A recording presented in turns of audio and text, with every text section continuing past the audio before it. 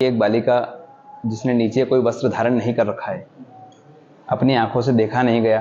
मैंने तुरंत, जैसे अभी आप देख रहे हैं वीडियो में कि ऊपरी वस्त्र ही धारण कर रखा है, उसी प्रकार एक ऊपरी वस्त्र धारण कर रखा था। मैंने तुरंत अपना वस्त्र निकालकर उस बालिका को दिया, जिससे उसने अपना शरीर ढका।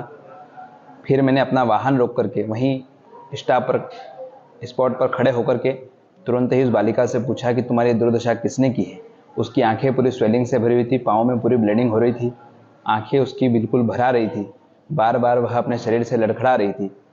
मेरी आंखों से देखा नहीं गया। मैंने उससे पूछा कि बहन, आपकी हालत किसने करी है और कौन है तुम्हारे माता पिता, कहाँ है, तुम यहाँ किसके साथ आई हो, कब से इस क्षेत्र में हो। लेकिन वह बालिका अपनी ही भाषा में कुछ बोल रही थी, जिसे मैं समझ नहीं पा रहा था। बार बार वह कुछ बोलने का प्रयास कर रही थी, लेकिन मैं समझ नहीं पा रहा था। 2-3 बार मैंने पेन कापी भी उसके हाथ में दिया कि यदि मैं समझ नहीं पा रहा हूँ या तुम बोल नहीं पा रही हो तो इसमें लिख करके कुछ बताओ। यदि अपने माता पिता का मोबाइल नंबर जानती हो तो मेरे मोबाइल का मैंने कीपैड निकाल करके दिया कि इस पर लगा करके बात करो, या आप पेन डायरी में लिख करके मुझे बताओ। लेकिन वह बालिका उस विषय में मेरी कोई मदद नहीं कर पाई। मैंने उससे पूछा कि बेटा भूख लग रही है। उसने कहा हाँ मुझे भूख लग रही है। ऐसे हाँ का उसने संबोधन किया। मैंने तुरंत अपने आश्रम में जो स्वल्पाहार में दलिया नमकीन बना था वो बुला करके उस बालिका को दिया खाने के लिए। चाय पिलाई, जल पिलाया, कुछ नकदी पैसे भी उसको मैंने सहयोग रूप में दिए। लेकिन मेरा विश्वास माना नहीं कि मैं इसको सुनी छोड़ दूं, इसलिए मैंने तुरंत हेल्पलाइन नंबर 100 पर कॉल किया।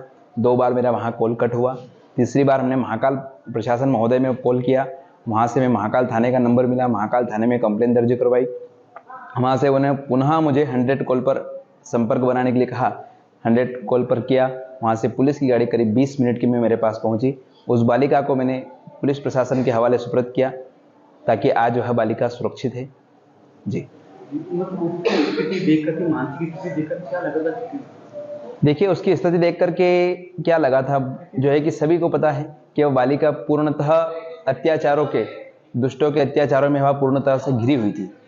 लगता है कि भगवान की कृपा से उसका शरीर बचा है। कहीं ना कहीं उसका कोई पुण्य आड़े आया, क्योंकि दुष्टों ने तो लगता है कि उसको मारने की भी साजिश रची होगी। जिस प्रकार से उसका चेहरा देखा जा रहा था कि बालिका कहीं से बहुत दूर से भाग करके हमारे पास पहुंची है, तो उस विषय को हम लोग बता नहीं सकते अपनी आंखों, अपने मुंह से कि उस बालिका के साथ में उन लोगों ने क्या अत्याचार किया था। बाकी इस विषय में चिकित्सा ने पूरा, जो है कि हॉस्पिटल ने पूरा इस विषय के ऊपर पूरा ध्यान देते हुए सभी को बताया है कि उस बालिका के साथ किस प्रकार से जो है उसके साथ अत्याचार किया गया था। ऐसे दुष्टों को सजा मिलना चाहिए। धर्म की नगरी है, पावन नगरी है भगवान महाकाल की। यहाँ और पूरे देश में इस धराधाम पर यह भगवान कृष्ण की नगरी है।